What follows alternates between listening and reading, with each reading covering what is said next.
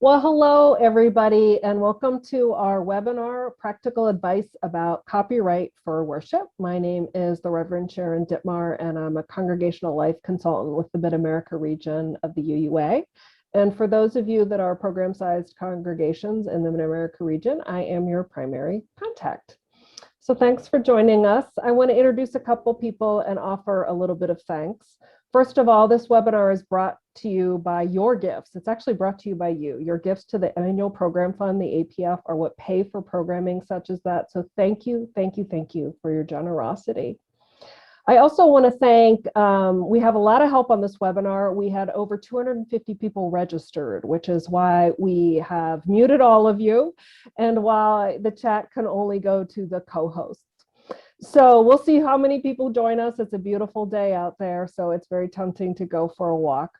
The one thing I do want to let you know is that the slides and the recording will be available to you probably next Monday, April 12th, and it'll come with a survey. We very much that you will hope you will fill out so that we can know how we can improve. I also want to thank several people helping me today. They are Gretchen Oman doing tech, Kathy Charles, who is our webinar coordinator, and Amy Kent, also helping with tech today. So thank you so much. And now what I'd like to do is introduce our presenters. We have the Reverend Dr. Matthew Johnson, who is the Senior Minister of the Unitarian Universalist Church in Rockford, Illinois since 2008. His bio says he is the author of Newborn Bards, a Theology of Preaching for Unitarian Universalists. And I like that it says he's a father, a partner, a runner, and a fan of all kinds of puzzles. We're also joined today by the Reverend Erica Hewitt. Thanks for joining us, Erica. And Erica has had many different roles. She is also a Unitarian Universalist clergy person. She is currently, let me get this right, Minister of Worship Arts. A lot of us see her as the editor of Braver Wiser. In fact, I just read something from you today, maybe it was, Erica, that came through on Braver Wiser. She's also written several books that you can find in Spirit, and I'm going to plunk In Spirit bookstore right in there with Erica Hewitt's. One is Story Song Spirit I have on my shelf, but there is another one there as well. So we are recording, and I want to just put that out there right up front in case you want to block your photo or just put your first name in. But since we've spotlighted the speakers, and Erica, you're not going to be spotlighted the whole time. You're just spotlighted with me for introductions, okay? And then when you talk again, it's mostly going to be Matthew, the Matthew camera show. But so for folks, though, that don't want your picture coming up, you're allowed to change that. Matthew has slides that'll last about 30 to 40 minutes. We'll see how they go. He is going to stop once or twice for some questions that have come to me. So what I do suggest, you're probably going to have questions, and go ahead and think about like what's your most pressing question, but also wait, because he might get to it and answer it, right? So just so you know that, and I'm going to write down your questions, so send them to me, Sharon Dittmar, in the chat. And I will select a couple questions every time he stops, and then hopefully we'll have time for more questions at the very end of the webinar. And Erica is also going to present briefly as well, which is very helpful. We're very grateful you can join us, Erica, because both of you have worked on this copyright issue, which is a bit tricky, and I've learned it's there's a lot of gray in there. There's a lot of rules and laws and serious things, and then there's a lot of gray. Due to the size of this webinar, not all of our questions are going to be answered, and I'm just sorry to say that. I hope you still get something that you came for out of it.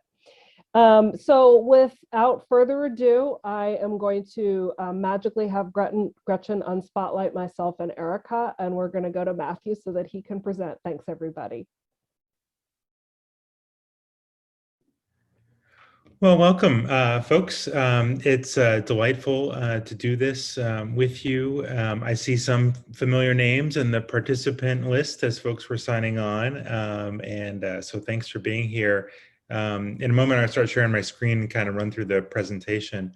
I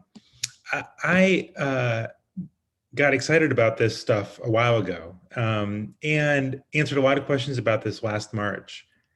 And I thought, this was good. Like, people kind of knew what I knew, and I had shared all the stuff I had learned.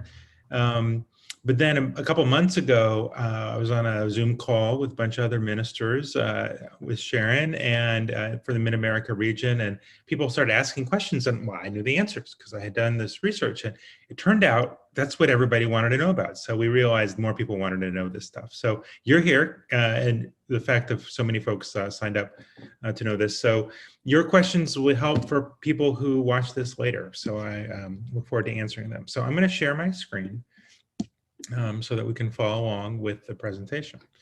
As Sharon said, I'm Matthew Johnson. I serve our congregation in Rockford, Illinois, where I'm in my 13th year here. I will say first, I am not a lawyer. Most of my friends from college on the debate team became lawyers. I have friends with a lot of lawyers. I'm not a lawyer, but I do read the law, if you will, and able to kind of understand what it's actually saying, which I think is a helpful thing for some folks to be able to do. And as Sharon read out in my bio, I do love puzzles, and this is a puzzle, and so I wanted to solve it. As Sharon noted, your tech host and question folks are the staff from Mid-America, and I'm really grateful for them doing that. I couldn't present and field your questions all at the same time and your tech stuff. So that's one thing to do for a group of 20. It's something else to do for 100 and counting or whatever we're at so far. And I'm really thrilled that my dear friend Erica has agreed to share a little bit later in the presentation about her particular area with this, without which we couldn't do this as a denomination and as an association. So I'm really grateful that she is with us. And there's my son Leo. Leo's 10. This was taken obviously Christmas time in front of the Rockford sign at our downtown park. So I live in Rockford, Illinois. Stop by next time you're here.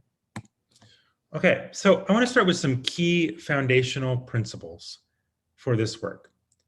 The first thing that you need to know is copyright law is a disaster. It's just a complete mess. And I'm seeing something more in the chat, so I need to make sure I can see that box too. Okay, copyright law, when a lot of it is super outdated, some of it refers to phonograph machines. I mean, it just isn't up to date. It is, it's messy. People think they know what it says, but they don't. Lawyers will tell you one thing, copyright folks will tell you something else. It is messy. So just need to kind of acknowledge that. And one thing you could do is let your legislator know that copyright law needs to be updated. The other thing you need to know is that you are highly unlikely to be sued. So if you're feeling anxious about this in a legal sense, I want you to just breathe that out. We'll talk about the very rare cases where that happens later and how to avoid that. And it's not hard to avoid it. So if you're feeling anxious about legal stuff, just breathe it out. That's really not going to happen. The question for us as religious people who want to use other people's work in our worship services is not a legal question. It is an ethical question. Right? So the real question is not what is legal, although we'll talk about that. The question is what is right.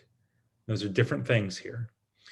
So the principle I'm working on is that the people who created the work should be paid for their creative work unless they decline to be paid for it. So some of them, they don't want to be paid for their work. They did the work, they got paid for it once, they want it out in the world. That's the reason they are creator. So their payment, if you will, is not cash. Their payment is the joy of it being done. But for most of them, this is a living and they need to be paid. So our goal here is to pay the creator what they expect to be paid, what they deserve to be paid in a fair way. So that's kind of our goal. And it gets gray and it gets messy, but that's the ethical principle we're going to try to work with. The other thing you need to know is that worship is different from other things. So if somebody tells you, oh, I was told we couldn't do that. Well, were you told that in a worship context or a different context? Because worship rules are different than other things. We'll come back to that this evening. Another thing I'll say is that I think good faith effort matters a lot. It matters ethically, even if actually legally it only carries a tiny bit of weight on the copyright question. But ethically, I think it really matters if we tried, right? a lot of us are, we're leading relatively small congregations in the scheme of things, right?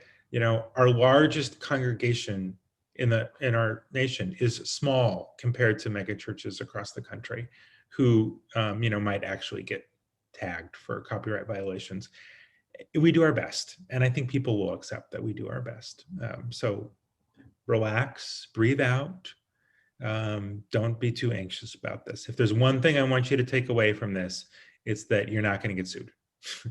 The last thing I'll say is sort of a guiding principle is that this is an art, not a science. And I'm going to say I don't know to some things. There's some stuff that's gray. I mean, I've looked into this a lot. And so don't get upset if there's not a clear rule. And just let go of your anxiety about this. Okay. So, I gotta go back to the thing. Okay, so we're gonna find out who's in the room. So we're gonna do a little poll. So I think I need to stop my share. So we're gonna ask 3 questions to find out who's here. And now that folks have been joining, so let's do the polls. I don't know how this is gonna work. It's gonna be great though. Good. So you select one. I think. Attendees are viewing questions. I can't select one, but you can.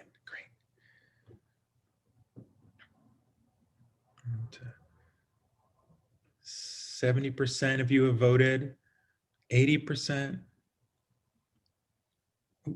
almost to 90%. This is great turnout for this vote here. We had an election here yesterday, we had 11% turnout. Okay, up to 97%. We've got about a quarter of us ministers, a quarter of us musicians, about 6% religious educators, 10% administrators, and about almost 40% are lay leaders. So great. Okay, wonderful. It's good to know who's here. That's kind of what I thought, a mix of folks with professional roles and lay leadership roles. So let's end that poll and do the next one. Close that one. Okay.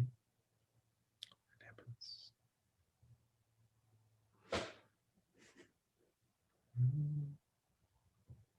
I don't know how this part works. The staff here is doing this. Oh, we got a winner. Yeah, the lay leader showed up red. I see how that worked. Okay.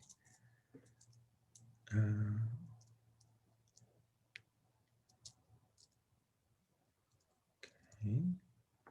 I think we can do, I don't know how the next one works. We'll see here. No option for technology. I see. Yeah. So yeah, if you're a tech person, lay leader is fine. Okay, here's the next question. What platform are you using, right? And if you're using more than one, you can select more than one: Zoom, YouTube, Facebook Live, or something else.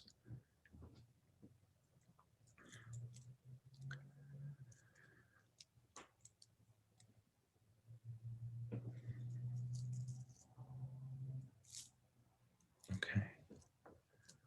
All right, we're like at 95% voted.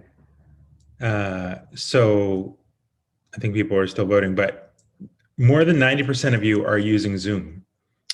And then almost 40% are also using the YouTube, 20% using Facebook Live, and 10% using something else. And of course, many of you are using multiple things. Fascinating is so many of you are using Zoom for worship. Yeah. Okay. Great. And we're looking at the results. And then we got one more. All right. So are you projecting in the sanctuary?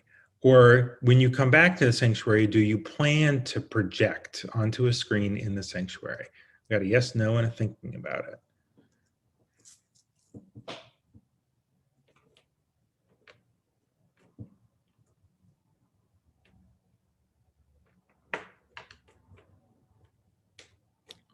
Up to 90% again, great. Okay, so 40% yes, 13% no, and half of you thinking about it. Great, good. We'll chat about that too then, for sure. So since so many of you are discerning. Great, okay. And Matthew, we had a question. Does projecting include flat screen TVs? And I believe it does. Yes, yes, projecting with a projector or on a TV in the room. Yeah, if you're projecting in the room, when you'll be back in the room, that is the question. Great, okay. Okay, I think we can turn off the poll and I'm going to start sharing my presentation again. Okay, so I need to, how do I make that go away? Okay, great. So we did who is here. Okay, so let's talk about in the room first, just to kind of clear this up for folks. So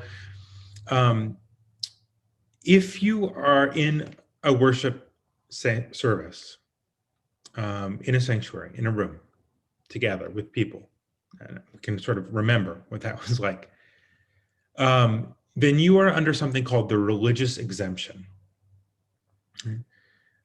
to copyright law. The religious exemption applies to worship services. It does not apply to streaming, broadcasting, recording and putting up on a podcast.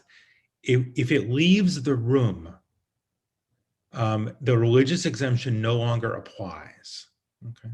So most of what we're going to talk about tonight is when it doesn't apply. But I do want to talk about when it does apply. So we're going to go here to this link, and let's see if I can, I know that if I do it in the thing, it doesn't quite work. So we put the link in the chat, and you can see this. This is the UUA's resource, and I need to do the new share, so I'm on the right one. Here we go. Okay. And these are copyright issues related to worship. Okay. So you can find this, uua.org, worship.copyright. It's easy to find. This is your great summary for the religious exemption, okay, for what is going on in worship service. As it says, this is not legal advice, okay? So let's look here, using copyrighted material in worship, in the worship service, in the room, not streaming. Reading aloud and performing. Can you read a poem, read an excerpt, sing a hymn, have the choir perform? Yes, you can do all those things if it's not reproduced, right? As long as you're not streaming or recording it. For the worshiping congregation, you can do so, okay? Now, can you show a video? No. We'll get into this, but the medium matters, right? So showing a video is a different problem than reading a poem, for example. This even gets into like a play. If you do like a reader's theater version where people have the script and there's no costumes, you're good for religious exemption, no problem. You put on costumes, different copyright rule applies, okay? So part of it is about how much prep is involved in this thing. Can you share the recordings? Not under the religious exemption rules. Now I'm going to get into what different rules apply on how you can share a recording, but under the religious exemption rules, they do not permit sharing. We're going to look at something else, okay? So different set of rules that I think do allow it. Well, I'm confident they do, but it's not under the religious exemption. That's not where that's not your safe harbor here, if you will. Can you show a quote? Generally speaking, yes. There's some fair use guidelines here, but really you can generally do almost what you like. Now, can you reprint, this is down here at the bottom, can you reprint a whole poem without securing permissions? No. You can read it, but you can't print it. Printing is reproducing. That's under the religious exemption rule, right? Okay. Can you print the lyrics if you own the lesser equal number of copies of those lyrics in a hymnal? No, strangely, because you're printing, you're publishing, okay? But you have enough hymnals, so you don't need to. However, if you do own enough hymnals for everybody in the room, you can project those lyrics onto the screen, but you can't save them, right? Under the religious exemption rule. And we're going to get to the fair use rule. It's different, I think. It says here, the legal counsel believes that congregations may project lyrics to any hymn as long as the congregation owns a single copy of the hymnal. So that is an expansion of that rule. Again, you can't save it, right? Not included in a video stream. Different rules apply. You can do it under the religious exemption rule in a different way. We'll get to this. Sheet music. No, you can't print sheet music without permission. We'll come to that. Musician copies, yeah, that's, you know, you can look here and you can look at it, okay? So this is the religious exemption. we're gonna go back to the presentation. Okay. All right. So I hope that's clear. If you have questions about that, and I think this is where I said I was going to pause, Sharon, right? In slide 4, see if there are any questions about the religious exemption part.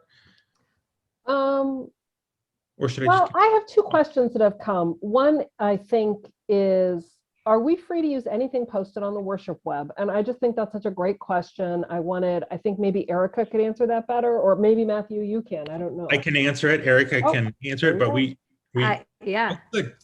Erica, go. Ready? 1, 2, 3, go. Yes. Yes. However, as always, it's important to give attribution to the author. And just as Sharon introduced this webinar, the thing I always like to say about using pieces from Worship Web is that it's really nice if somewhere in the service you mention that Worship Web is a service of the Unitarian Universalist Association that is supported by your ongoing stewardship. But yes, you may use anything in worship. Yeah. Thank you. And one of the great things about Worship Web is if I'm looking for a piece, I don't want to search down whether it's everything that's there is usable in worship and streaming. Yep. Okay. All right. And I have, people have very specific questions. Let me hit you with 2 more quickly. Sure. I write stay-at-home services that follow the same format that we would use for services in-house. I assume that means in person. I use many sources and do credit them. We do not post this service. We email it to members and hope they will do the service at home. Are we safe? I'm going to get to that question. Hold okay. that. Park that. Yep. And can you record a service in the room for your archives? I suppose it might be shared with someone who missed the service. Yeah. Legally, no. Practically, yes. And nobody's going to bust you. So we're going to get to that. Wow. Right. And someone said to me, isn't this like the same rules for education? No, it is not the same rules for a classroom. There is overlap. But one thing I hear often from Unitarian Universalists, because a lot of us are educators and know about what the rules in a classroom is, the religious exemption rules are different than the educational exemption rules. There's some overlap, but they are different rules. So that's important to know. Those are my questions. Thanks, Matthew. You bet. Let's keep going. Okay, so now we're going to talk about streaming. So this is now you're broadcasting it in some way. So we're not really talking about the religious exemption anymore. Now we're talking about streaming. We're talking about broadcasting fair use. However,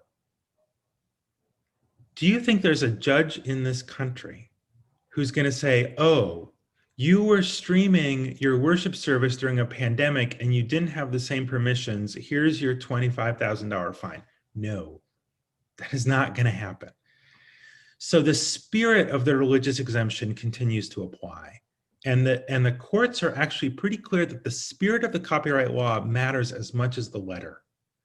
And we're going to talk more about this tonight. So you're not technically in the religious exemption world anymore, although you're still close. So back to the question about we broadcast to members, we email it to folks.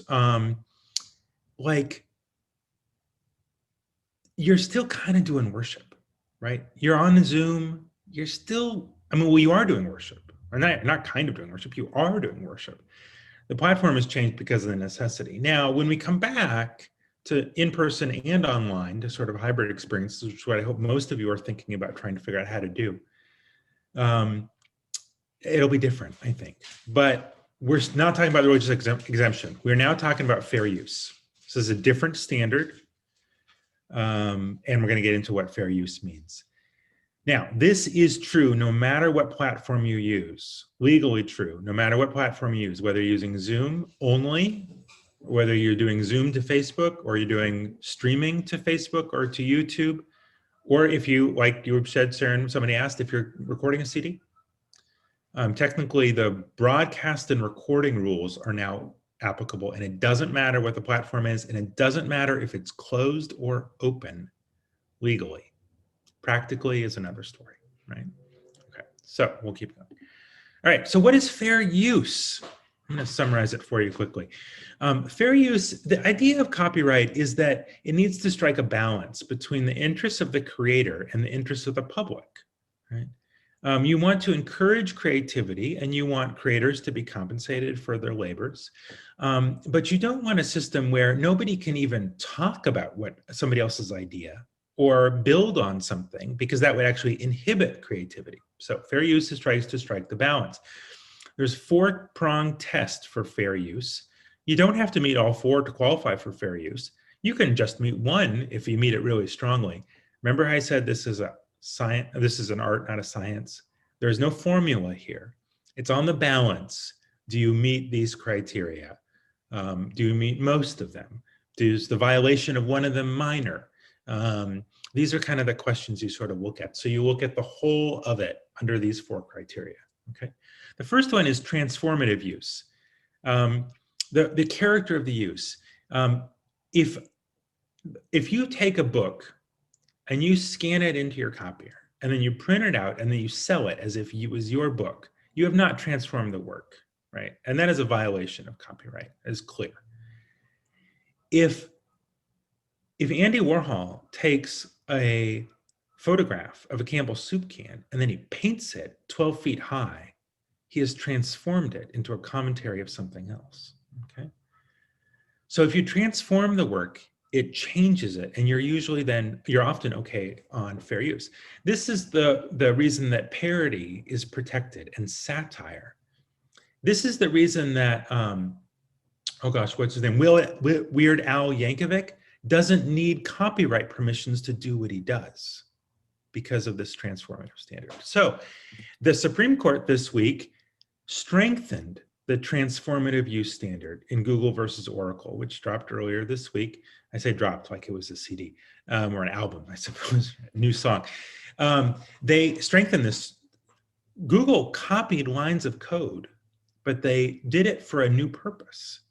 And the Supreme Court said, it's fine. The transforming standard is very strong. So this is often our harbor when we do worship, because we're taking the pieces that we have with us, and we're putting them together in a new way in order to make a new whole, right? Because the worship experience is a whole thing. It's not just the pieces.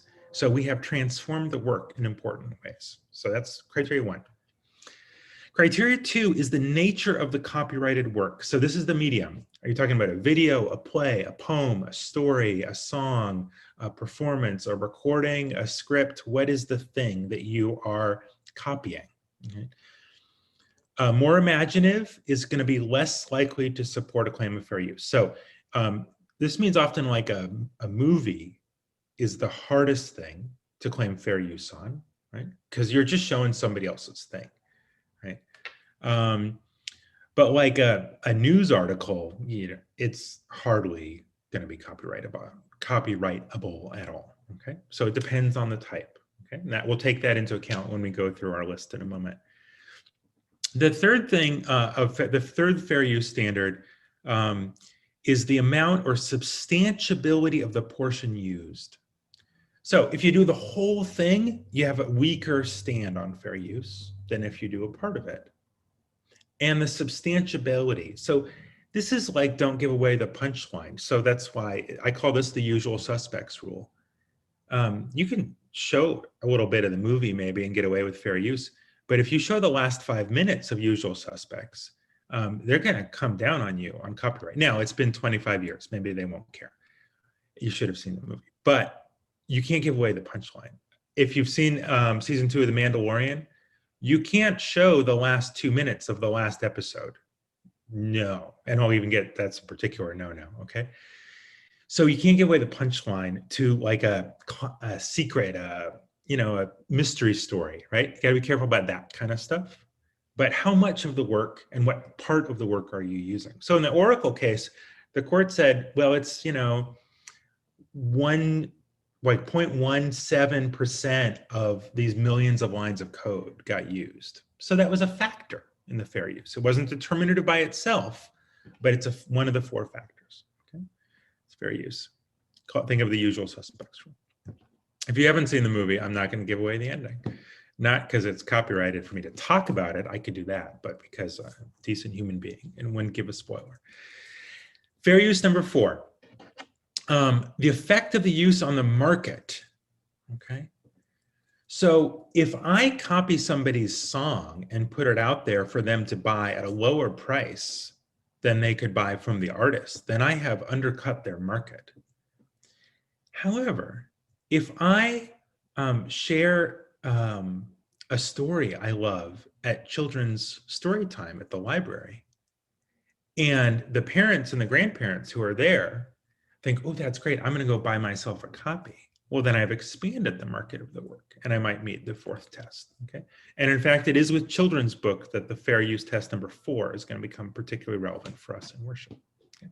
These are the 4 fair use standards. Okay, all right. Now, here's a camel. I took this picture of a camel last week when I was on vacation. Take a breath. There's a lot of content, and I think we'll take a moment to have any questions about fair use. We're going to get more into how this actually applies, but I'll take a little break here for Sharon if you've got questions. Matthew, I only have one question. They were clearly riveted. I mean, honestly, I didn't get a single question for like 10 minutes. Okay. So the one question I have is there any difference between like sending someone an email link of a service versus a written copy of a service? Is there any difference in copyright rule based on that? There's a little bit of a difference, and it depends on what medium you're using. So if you email out a link, you're broadcasting. You're technically broadcasting at that point. Okay, and if the link includes a video, and the video includes, say, music, or particularly if the video includes a video of something else, then you might be in a little bit trickier ground. You're going to need permission for those things. If you distribute a printed copy of the worship service, especially if in the place where the poem is, you say, we read this poem, the title, the author, but you don't include the poem, they can look it up probably, they'll probably find it online, right? You might say, we listen to this music and here's the YouTube link. Now, you're not sharing the video, you're sharing the link. People can go search for it. Copyright is YouTube's problem. Then you're totally fine, as long as you have copyright permission for all the parts of the service that you're sharing, right? So yeah, the printed is a little safer than the video, Yeah. Thanks, Matthew. That's all I had. Great. Okay, there's a camel. I don't know the camel's name, but he was very camel-esque. Okay. All right. So here's the chart, and like I said, or like Sharon said, this is going to be in the stuff that goes out. So you'll get a chance to look at this, or you can, Command Shift 4 if you want to screenshot this. So part of the service, who owns the copyright? Is it fair use, and how do you get permission? So we'll go through one by one. A sermon, a prayer, a worship associate testimony, which is what we do in my congregation, something that somebody there has written or just given off the cuff, produced by a member of the congregation. Right? Who owns the copyright? That the writer does. The minister owns the copyright to their sermons. It's in all the standard UUA contracts and letters of agreement, right? Not the congregation. So that the owner of that writing owns the copyright. Is it fair use to use that without that person's permission? No, it is not. It's absolutely not. So if you are, say, a small congregation and you want to read somebody's sermon, you need to ask that minister permission to do so beforehand. I will tell you, most of the time they're going to say yes, but for some people, this is their livelihood. And so to read their sermon or to like play a video of someone's sermon somewhere else without asking them can undercut. That's the test number 4. Now, there are 2 exceptions to this. If you are subscribed to Quest, the CLF magazine, you can use those sermons. That's what you paid for. And you can use the sermons that are on Worship Web because the author is given permission. Right? But I have people ask me, can we use a sermon? And I often say yes, although sometimes I say, well, why don't you pay for a guest speaker? Because they need the money, right? Because there are people who make their money doing this. So you need to ask the writer. If your minister or a guest preacher gives a sermon, you need to ask them, say, we're going to stream this and it's going to be up in perpetuity. Is that okay with you? And they might say no, and then you can't stream that service. Okay.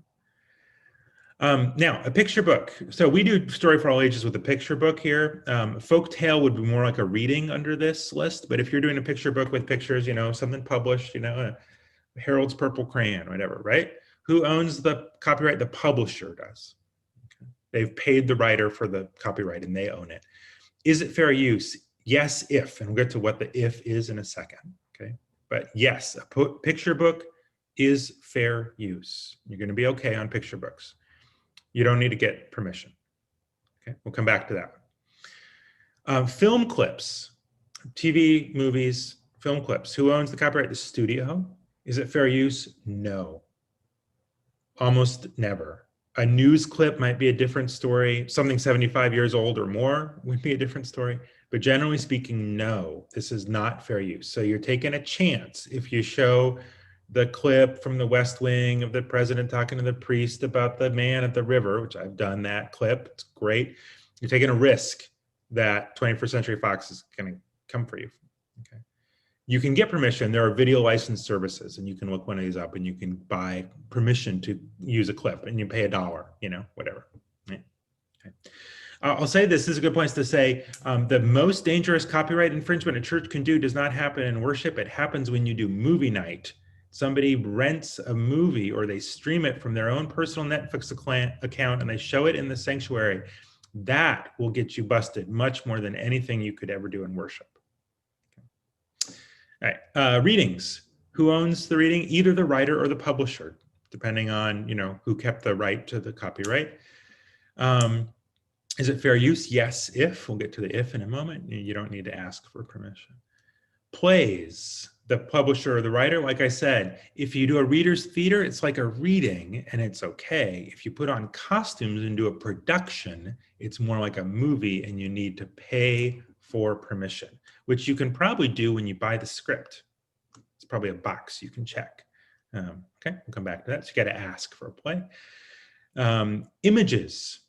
You want to project and show on the Zoom or the Facebook Live or YouTube Live an image that you've taken.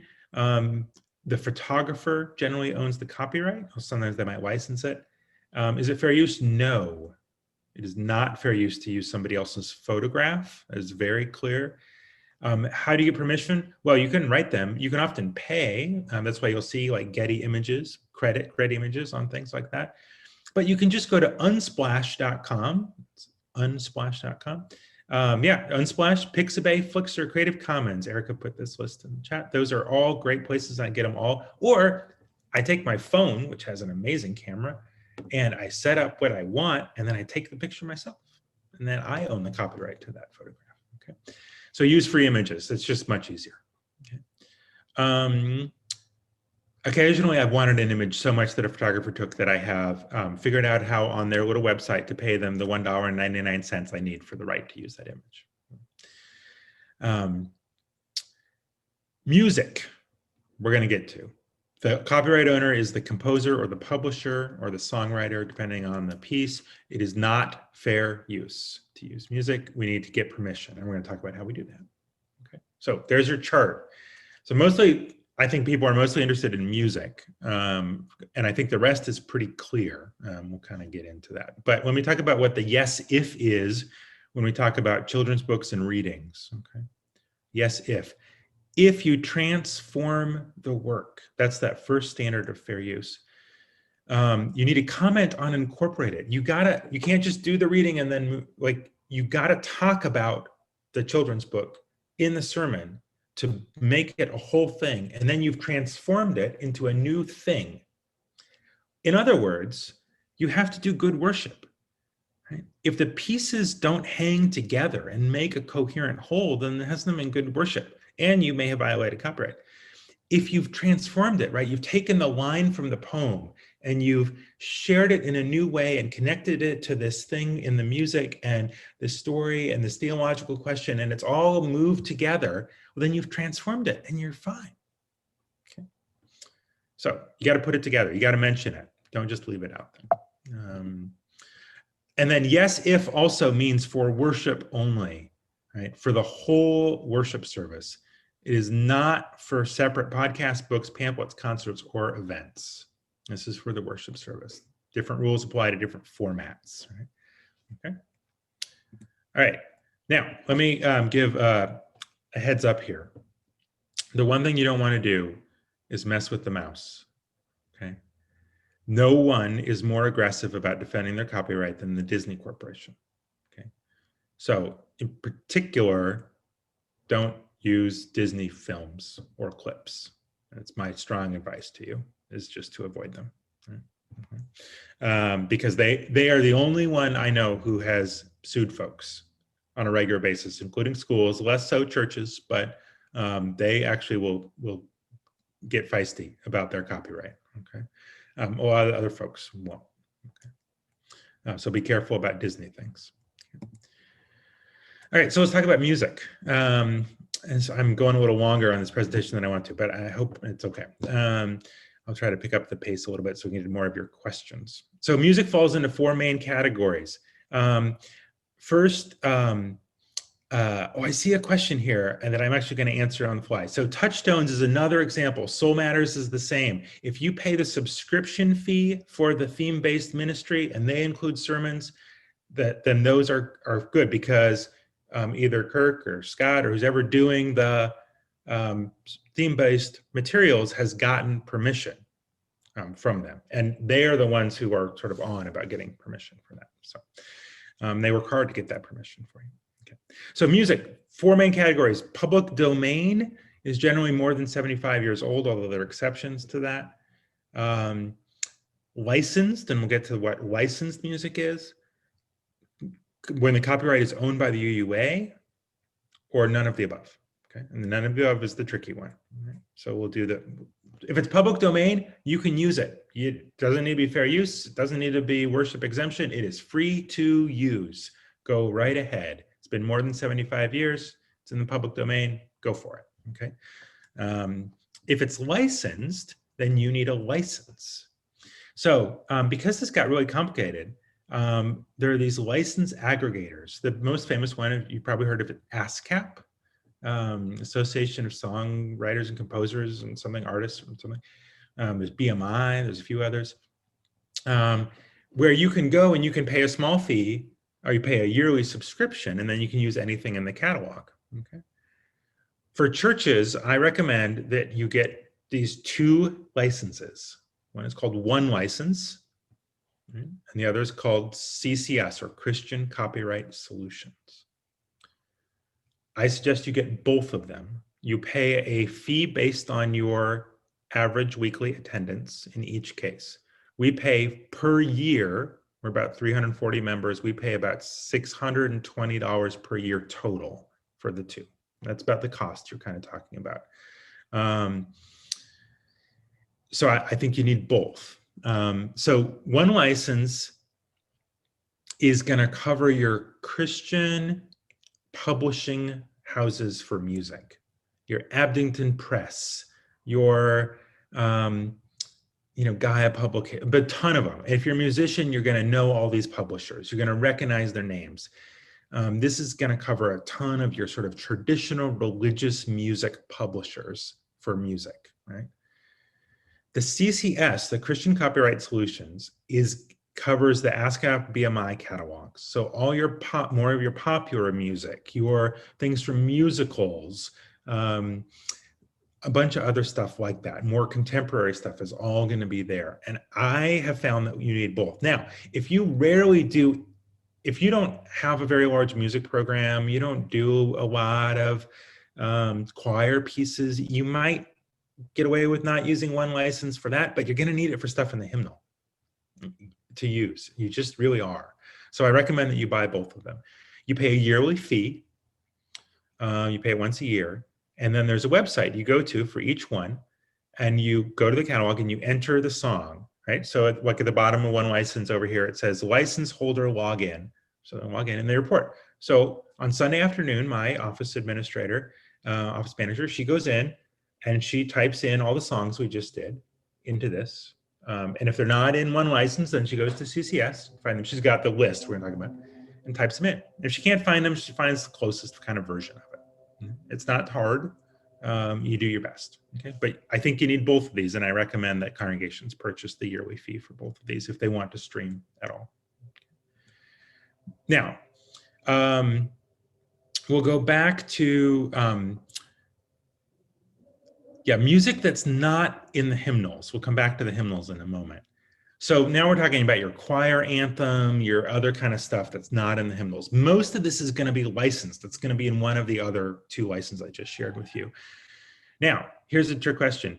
If you purchase sheet music for your choir to sing, how many copies of the sheet music do you need to buy for a 20-member choir?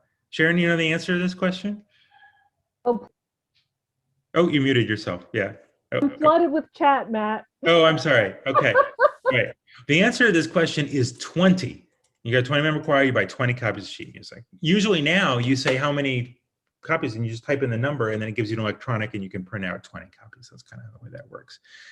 But when you purchase the sheet music, you need to, if it's not in one of the licenses, there might be an option when you purchase it to buy a streaming license, sometimes called a mechanical license.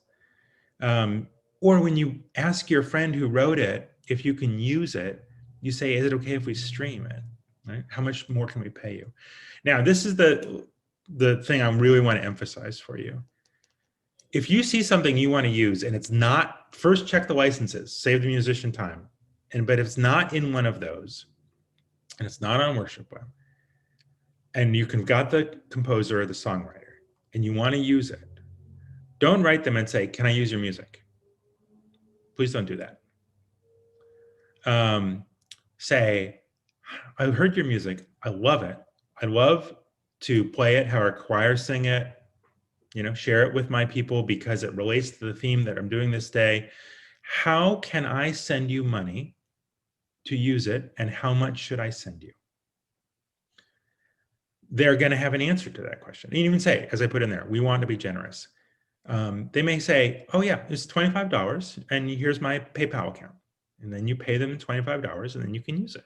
And they get paid and you feel good and you did the right thing. It's great. Of course, Black musicians in particular, and musicians of color or musicians with marginalized identities have been particularly taken advantage of by assuming that permission was had for their work.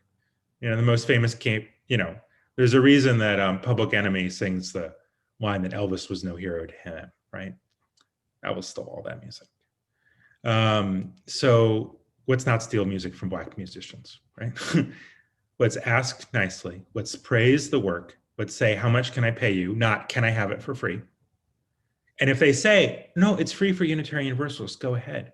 Well, then you've done the right thing, no problem. But if they say pay $10, $25, you say, great, I'll send it to you. Okay, it's easy to do. And be very patient. I'll say this, they might get a ton of requests.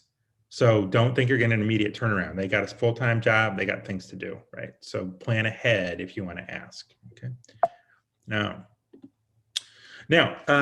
something you need to know about music. There's different parts. The words might be copyrighted by one person, the music by somebody else, and the harmony or the arrangement by somebody else. One piece of music may have 3 different copyrights which apply to it. This makes it confusing. Okay, so this is Level Guidus. This is the bottom of the hymnal page. You can look it up in your hymnal and you can see the words are copyrighted by Sally Rogers. The music is traditional, which means it's in the public domain.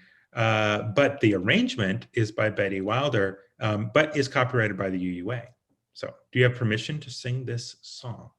Well, only if you have permission from Thrushwood Press Publishing. So that's one example, right? You need all 3 pieces in order to do it, okay? Now the UUA has 2 lists and we're gonna talk about these. One of these lists we're gonna look at in a moment and identifies each song by what type of copyright is for each piece. The other list has the contact information for the ones you will need to contact to ask. And that list is available on request. It is not available, it is not posted because we don't want those copyright holders getting 1,000 emails, right? So you have to ask for that. And the person you ask is Eric, right? Again, be patient. Don't say, I need it today. It's not gonna work, right? Plan ahead, okay? All right, so be patient. I just said that. There's no staff who's full-time dedicated to this work, right? This is a small part of Erica's job. It is not job of Beacon Press or Skinner House, right? So be patient with this work.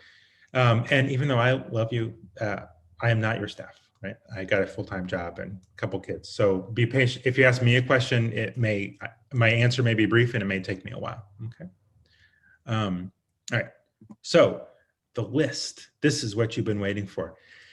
So 4 years ago, I decided I wanted to stream the whole worship service, not just the sermon, which I own the copyright for, but the whole thing, including all the music. And part of the reason I wanted to do this is that my sermon is super textual. So I begin with the song that the choir just sang. And if you don't hear the song, the sermon doesn't make any sense. Sermons don't stand on their own for me in particular. And so I just couldn't do it. So I went, no, I want to stream the whole thing. So how do I do that? So I did a bunch of research about what was required. I learned all this stuff and I made myself a list of every song in the gray hymnal and the teal hymnal. I got the list from UUA. I got the list you asked for. So I got that list. And then I looked at it and I figured out who owned it. And then I wrote them and I asked for permission. I figured out which ones were on the license and which ones were not on the license. And then I asked and I got answers. And then I shared that with my colleagues and they said, how can we repay you? This is so great. And I said, buy me a beer at General Assembly. It's all great. March last year, Erica called me and said, I hear you have a list because every congregation in the UUA was all of a sudden trying to figure this out. So they took over the list. I'm so grateful for that and have cleaned it up, added things, corrected things. And so we're going to look at the list. So if you click on that link that Kathy Charles just put in the chat, you can go to it. I'm going to click on it and continue to share my screen. Let's see here. Matthew? Yes. So a couple of things about this. First of all, I have a better link. Oh, great. Watch this. This is going to be so fancy that everyone's just going to go wild. But the main thing I want to say is that if people don't have Google Documents, this will probably look garbled. And so just know that if you click on this link, which is the same document as the other one, it might look like all the text is jumbled, but all you have to do is say, open this in Google Documents, or if you don't have that, open this as a PDF. Right. Yeah. And actually, at some point, it'd be, if I could share my screen, that might be handy, but you might not be done. This is the time. I'm going to turn it over to Erica to say a little bit more about this list. Yeah. Wonderful. I'm aware of the time and I feel bad, but I'm trying to get to this and then we'll try to answer as many questions as we can. So. Well, I can do it in 3 minutes if you stop sharing your screen. Yes. I think. Okay. So what I want to acknowledge is that those of you, thanks to Matthew, who have gone to our pages to look for information, this is the old list. And the reason the old list is not that great is because it's only hymns that you can use, and it presents hymns as if they're all in one. And Matthew has already said that the tune, the music, the words, the arrangement, even the translation can be different. So what that link has taken you to is a brand new document that I will make public tomorrow, where it lists every single hymn. And as you could see, and I was very random about dropping in the headings, but you can see that there are 3 columns that are green lights. Go ahead. There's a column that is a yellow light, and that is the license that Matthew talked about in detail. And the red light, the final column all the way to the right, is if you see something there, please email worship@uua.org and I will respond, or my wonderful colleague Susan Lawrence will respond. And I also just want to acknowledge, as I stop my share, that this is a lot and it's messy, and so there might be mistakes, there might be inconsistencies, there might be things that you think are wrong. Just let me know and be patient with me, and I'll do my best to fix it. It's not perfect and it's not free of errors, but it's vastly improved.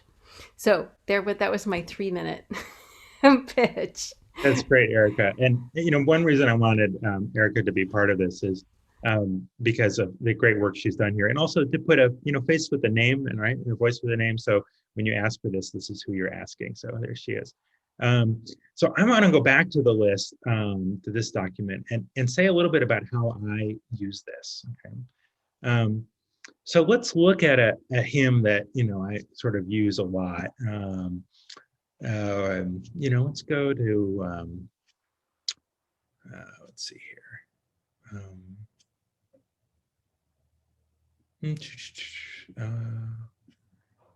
Yeah, okay. Well, there's a lot. So, let me find a couple of ones I want to highlight. Okay, here we go. I want Decoros, which is what? 3 something. I should know this one. 350 something. It's a good example. See, I know these. Well, this will work. We laugh, we cry. Okay. 354. Right. We laugh, we cry. The harmony, as you see here in this column, is, we lost the header, UUA copyright. So the UUA has given permission for anything that's UUA copyrighted to be used for streaming. Yay, right? So you don't need to ask Erica for each one that's the UUA. We'll go back to 354. The words and music of this song are by Shelley Jackson Denham. So I wrote to Shelley's daughters, and I asked, can we use permission? And Shelley's daughters said, make a small donation to the children's choir at the church she was the music director at. And I said, yes, absolutely. So if you send a check to Heritage UU Church in Cincinnati, and I think I sent $25, right? They're not asking for a lot. They'll know what it's for, right? It's for the children's choir, right? There's also one where a church in LA had a press for a while and owns copyright for a few, and they would love a small donation for their thing. You don't got to buy the book, but you got to make a small donation. So you see there, let's look at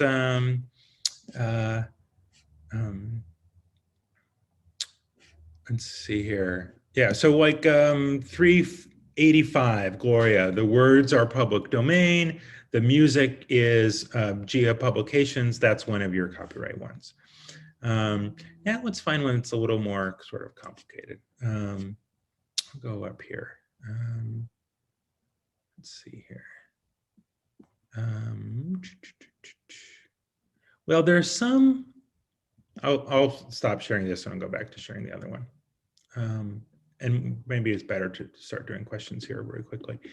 So Matthew? Yeah. If you want an example of a complication, do you want to just acknowledge that it's been hard to reach some of our copyright holders? That's a good, I think I'll do that. And I'll say 2 in particular. So there are a bunch of songs in the hymnal that are copyrighted by Alicia Carpenter. I made multiple efforts to reach Alicia, including through her minister in San Antonio and writing to the address we had on file, and never heard back. So I think it's okay to use those songs.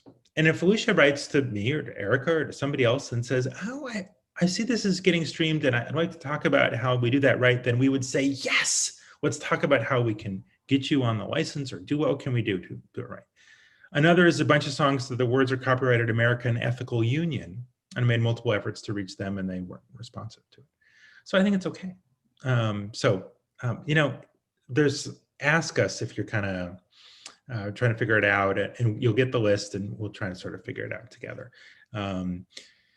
Okay, so let me go to the last slide and then we'll answer questions. Now, what's the worst that can happen? Okay. So again, breathe out. I was just giving you a ton of lists and details and information, but breathe out. As long as you don't offend the mouse, don't mess with Disney, you're not going to get in trouble. So Disney sued people for using their videos. Okay, mostly schools, right? Not actually churches. The religious organizations that have got in trouble for copyright violations have been radio stations or mega churches, like 20,000, 30,000 people, okay? Mostly radio stations who have said that they've tried to claim that the religious exemption rule applies to their radio station, and so they can broadcast music, Christian music, without getting the kind of copyright. And the court has said, no, you cannot do that. If you're running a UU radio station, and as far as I know, there's only the one based in South Carolina, and she asks me to use my sermons every time she gets my permission, then you're probably going to be fine, okay? The YouTube flag. Now, some of you have probably gotten a YouTube flag. You put a video up on YouTube, you get a notice that something has been flagged. This will happen even when you bought the license, even when you have permission from the composer, because YouTube doesn't know that. It's an algorithm. There's no person there. It's a computer. There's a form you can submit, I have permission. They won't take down the video unless it's a really egregious sort of violation. What it means is you won't be able to monetize. You can't run an ad on the video, okay? So are you running ads on your worship service? I'm guessing probably not. So I don't think it's a problem, okay? YouTube will flag things that sound similar to something that's copyrighted, right? So they get super anxious, and I think it's okay to just be like, well, don't worry about the YouTube flag. It's not the end of the world. A copyright holder asks for payment. Fantastic. If somebody that I or Erica has not been able to reach reaches out to you and says, hey, you streamed my music and I don't think I gave permission, you say, oh, I'm so glad you reached us because I know my colleagues have been trying to reach you. Let me put you in touch with either me or Erica, and we will figure out how to do permission. And if they say, oh, I'd like you to pay me for what you did, you know, 20 bucks or whatever, 30 bucks, then pay them. Right? Don't hesitate. Don't haggle.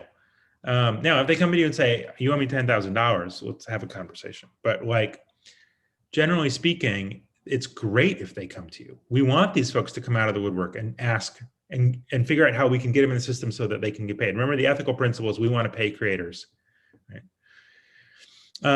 The copyright holder asks for it to be taken down. Say, I didn't get permission. I'd like you to remove that video. Then remove that video or trim it, right? And put it back up on YouTube or Facebook without that portion. No problem. Okay. And like I said, I know of no churches that have been sued except for people trying to do a radio station. And then for worship content, if you're really doing a worship service, nobody's gotten sued. Okay. So the Supreme Court has just expanded the fair use with Google versus Oracle, and they are very accommodating to religion, which a lot of times we are going to disagree with that accommodation, but in this one, it protects us too. Okay. Questions? So I'm going to stop my screen share so I can be larger and you can focus. And all right, Sharon, let's do as many as we can in the next 30 All right, minutes. we're going to do some rapid fire. Readings include poetry, correct, Matthew? Yes. Okay, great. Fortunately, we have Michelle Collins, who works with Soul Matters right here in our webinar room. And she says to me, we work on researching and securing permissions for much of the content in our packets, including music, and it's specified in the packet. So if you get Soul Matters, ask if you have a question, because it should be noted in the packet. They say some things that you need one license for, okay? Right. So just be careful about that too, and maybe your worship team needs to have a conversation about that. But thank you, Michelle, and thank you for your work, and thank you for being here. That's great. I use touchstones, and I know that's true there. It'll say on the piece who owns the copyright. Yeah. Wonderful. Also, Michelle let me know, because of Disney, that copyright rule has just been changed from 75 years to 95. Yeah. Thanks, Disney. No, that's not retroactive. Remember, it's always going forward. Going forward. Okay, great. You can't change it going back. Okay. Oh, so if you're going to sing We Laugh, We Cry like 3 times in a year, you're supposed to donate every time? No.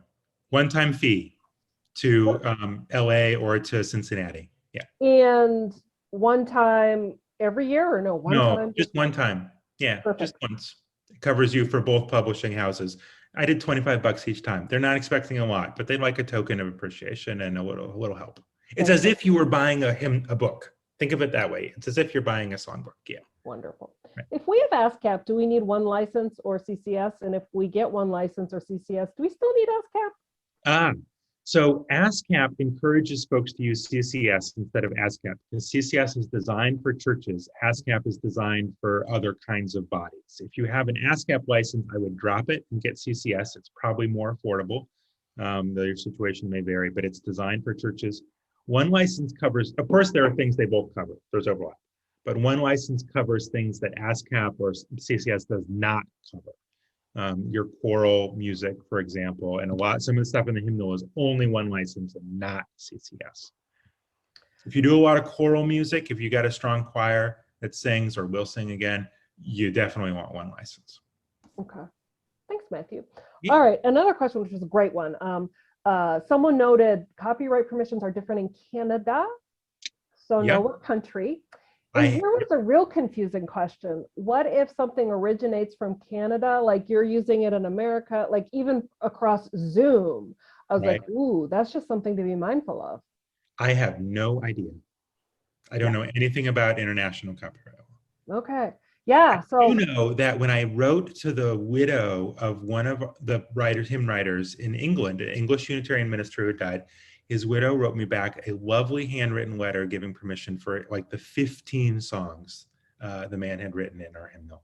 And she was delighted for any Unitarian Universalist to stream them in any way we liked. So that's all I know about international copyright law. And this was an interesting question. Someone said, do you think the congregation's liability carrier will defend copyright infringement based on fair use? And I said, I think you should ask them. That's what I think. Yeah, I think you should ask them. I think they probably will. So certainly Church Mutual, I think, would probably do that. But nobody's going to sue you. So, I mean, if somebody says, I'm going to sue you for using the work, you say, ha, like, you know, offer to pay them a reasonable amount of money for their work if they really own the copyright. But I don't think you need to worry. All right. And we had two people say, can we use film clips that include on YouTube? Like there was a lot of confusion. Yeah, right. Okay. Here's the thing I want to say about YouTube. It's really easy to enforce copyright on YouTube. If you're a copyright holder, you can go to YouTube and you can flag a video in a heartbeat and get it taken down for a film clip. So here's how you can find out whether you can show a video or use a song by going to YouTube. If you go to YouTube and you search for something that you want to show, and you find hardly any or only one version of that thing, and if it's posted by Disney or somebody else, right, by the artist, and that's the only video of that song or that music video or that performance, then chances are that they are enforcing copyright and you shouldn't show it. If you find 300 versions of Morning Has Broken, even though Morning Has Broken, you got to write to some publisher in England, speaking of international, and they never write you back, it's okay, because clearly they're not enforcing the copyright. They don't care, right? So that's a quick way to test whether or not you can use, right. Thanks, Matthew. So you cannot, and here's a question, you cannot use film clips even if you credit the whole video? Not without the film license, that's correct. Thank you, Matthew. Okay. Which you can pay for, it's not too expensive. Yeah. Thank you. This is a children's books question. So we were told we can't reproduce and show. So we could hold a picture book and show it, but we can't scan and show pictures. Right. Yeah, that's not totally inaccurate. And it has to do with old technology, right? It actually has to do with the transparency you put on one of those old like 1970, 80 projectors. So this is a place where copyright law is super out of date. So, but you're not technically supposed to scan and show, but you can either hold and show, or you know what actually I do, or we do, we take a picture and then we show the picture we took of the page, which is actually different technology than scanning. However, here's something else to know. Half the children's books in the United States the copyright is owned by Scholastic, and they do not enforce copyright. They don't care, right? So. Thank you, Matthew. Somebody sent me a direct message about lots of churches are posting choral music on YouTube. Are these okay to use? Yes, because the person who's liable for the copyright violation is the choir that posted it. Now, it's better if you don't, though, right? It's better if unless it says on there, permission granted, right? It might say on the video that choir has permission to show that on streaming, and then you could show it. Give credit. But you're better off, either if you got one license and your one license covers the song, that other choir, right? The First Lutheran Choir of Minneapolis does the song and you want to show it, and your one license covers the song, then you might be okay. They post it on YouTube to be shared, so it's probably okay. Thanks, Matthew. Someone noted the Musicians Network has a good list that includes things outside of the hymnal as well. Yes, they do. Yes, they absolutely do. And a lot of UU musicians have been writing songs that are not in the hymnal, and they've given permission for UU congregations to use them in worship, including in streaming. And you'll find that on the UU Musicians Network page. Yeah. When streaming a service, where and how do you attribute, say, or have to show? How do you show you have permission? You don't have to show you have permission in the stream. You can give credit in lots of different ways. You can put it in the chat. So that's actually what we do. We stream live to Facebook, and we put in the comment after the service is over, at the same time that my office manager goes into One License and CCS and puts in all the information. She puts all that information in the comment and pins it to the top of the page. So when you go to the video, you see who the composer is for each piece. So you can credit. You can produce an order of service that's just a PDF with a link, and people can click on it, and then they can look up who did it. You can put it on the bottom of the screen if you're showing it. You can verbally say, we're going to sing this song that's written by Holly Near. It's in our hymnal number such and such, such and such. Then you give an acknowledgement of who did it. Yeah. Can I say one more thing about that? Please. This is a place for cultural competency. I will never forget this experience I had at a Unitarian Universalist gathering where somebody, not me, thankfully, I was young, I could have made the same mistake. Somebody said, we're going to sing,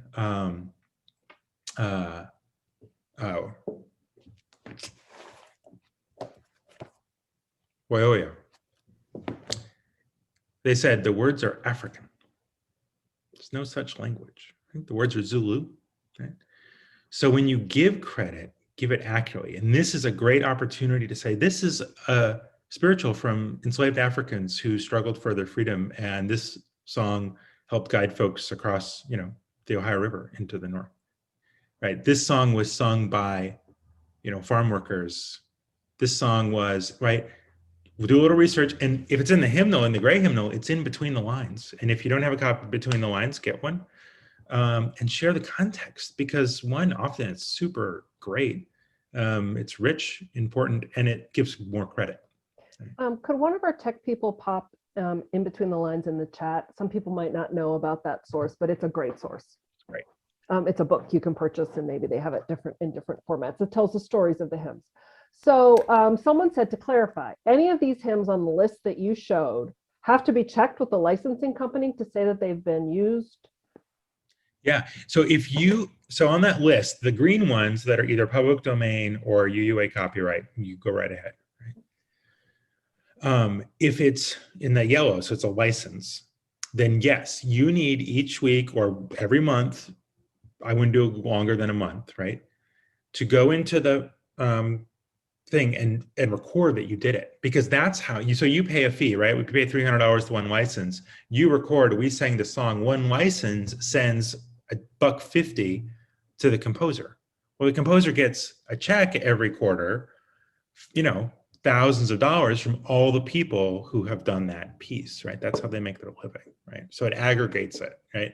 So yes, you need to report it.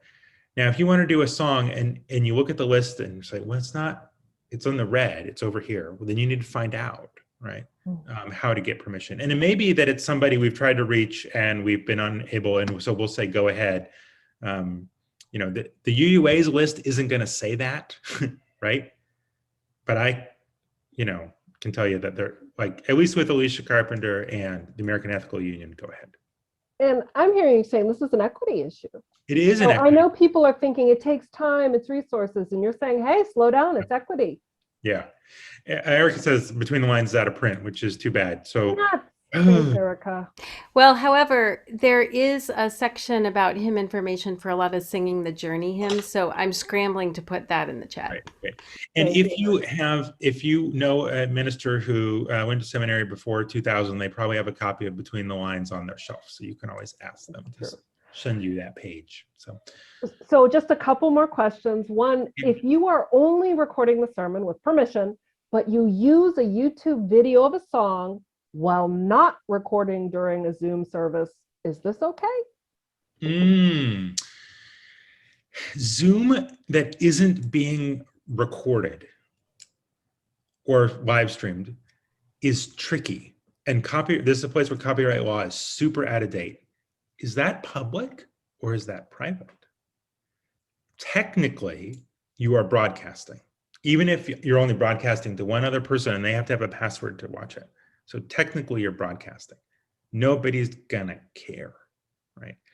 I think a closed Zoom ought to function as if it was a religious exemption rule, but it legally does not. It legally functions like a broadcast, and so you need to be on the fair use rule.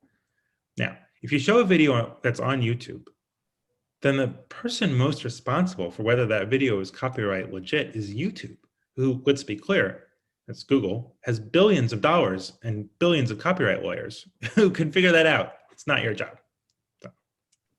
So we are at the time. Any chance you're okay staying 10 more minutes to answer? Because there's like more questions. Yeah, we'll do a few more minutes. Yeah. Okay. Someone asked, this just makes me laugh. I feel them. They said, if the church streams service live after the pandemic, should we worry? Yeah.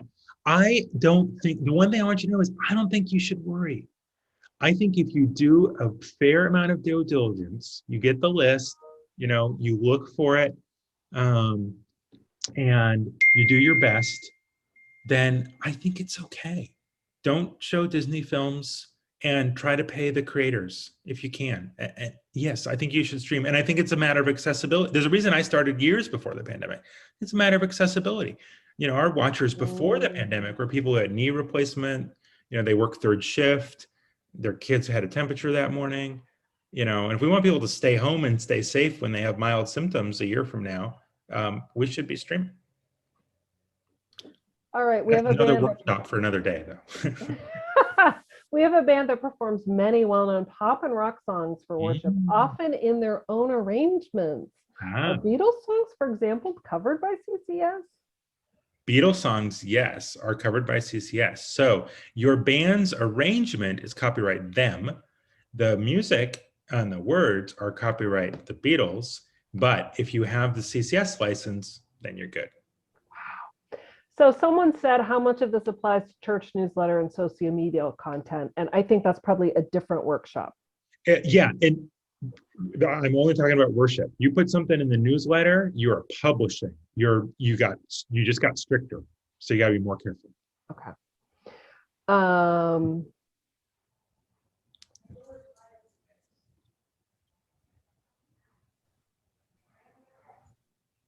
A lot of thanks.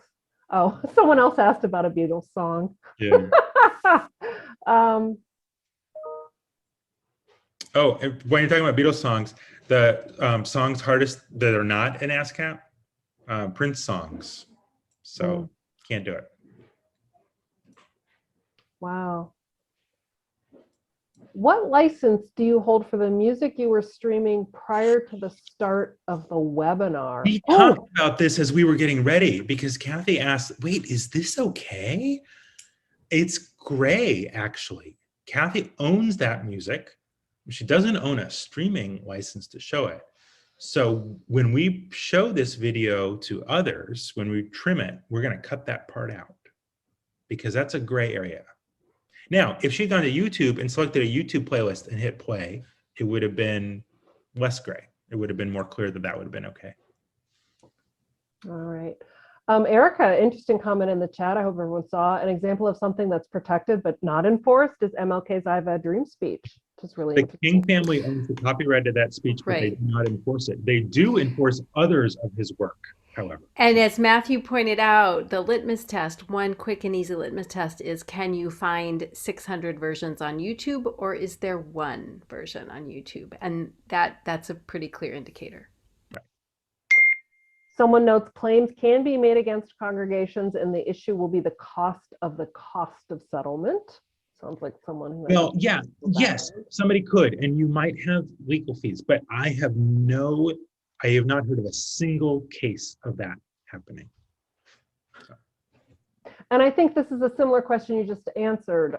Someone asked, are these copyright issues relevant to services that are streamed in some ways or also to use in a service that is not filmed? So if we use a song from the hymnal in a service only held in our church, do you need to get permission?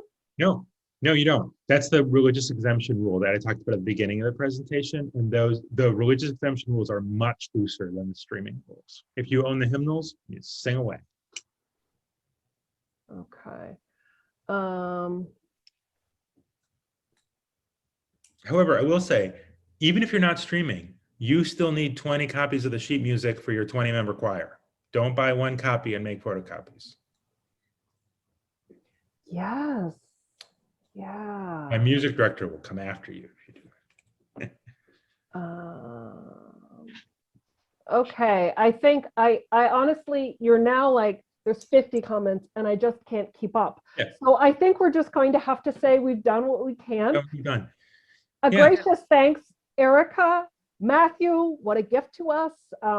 Gretchen, Kathy, and Amy, thank you for your help. And thank you all of you for participating and your wonderful questions and your attention to this and your concern about it as an equity issue and how can we be in right relationship with one another. And so thank you all. Yeah, my pleasure. And everybody take a breath out, do your best, be as fair as you can, and worship to your heart's content. Thanks, everyone. Bye-bye. Bye.